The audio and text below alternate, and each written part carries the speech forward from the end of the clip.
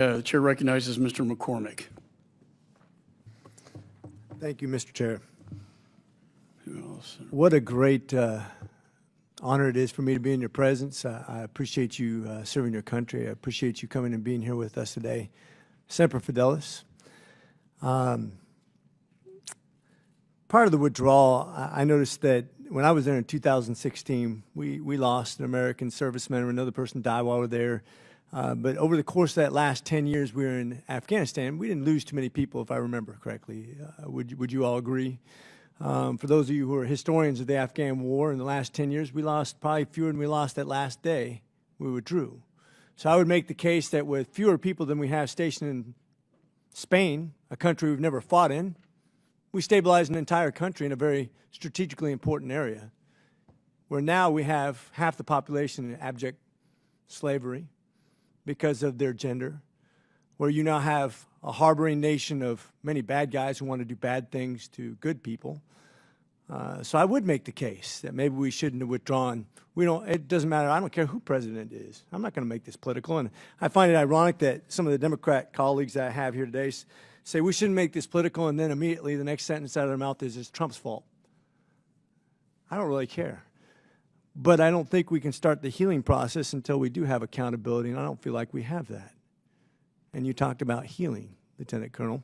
I want to talk to you as the senior ranking guy on the panel, at least for right now.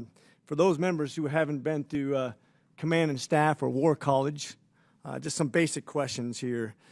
Let's see. Can a military leader move a date for any withdrawal anytime they please if they're the top guy or gal? Like a withdrawal of forces? No. So they can't decide what date they want to move out on? I mean, if it's his operation. Yeah. So for example, if you're the commander-in-chief, you can decide what date you want to leave, right? Absolutely. Are you married to any date that some prior commander who no longer is in charge, are you obligated to the date that they set previously? It's typically event-driven. Yeah. So you can decide, if you're the commander-in-chief, what date you want to withdraw and how you want to do it, correct? I mean, that's basic command leadership. You can decide, if you're in charge, you get to call the shots.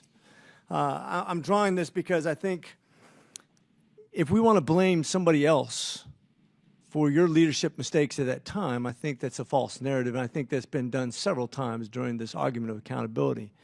And I want to ask each one of you, because this is the important part. We're here to talk about one specific day and one specific withdrawal in one specific location. Do you think there was accountability for those people who made egregious mistakes? And I think we can all say somebody made egregious mistakes that day. Do you think those people were held accountable?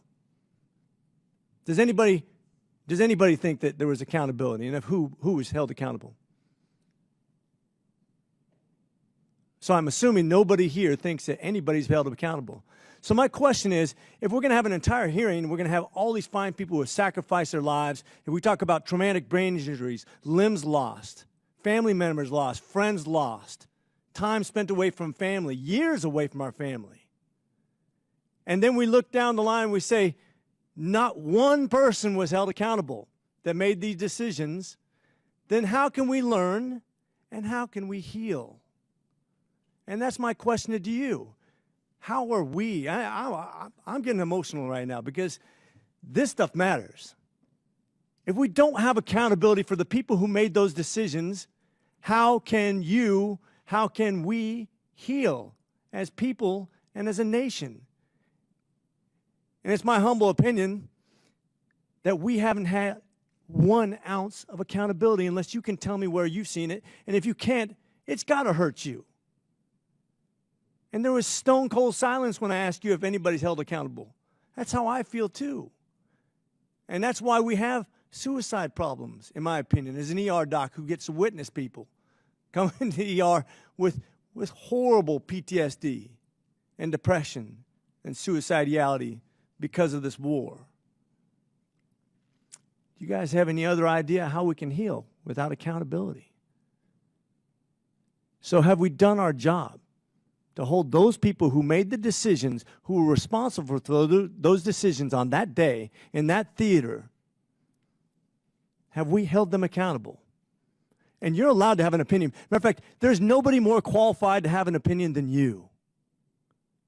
Have we held anybody accountable? Not yet, Chairman. Thank you. And that with that, I yield.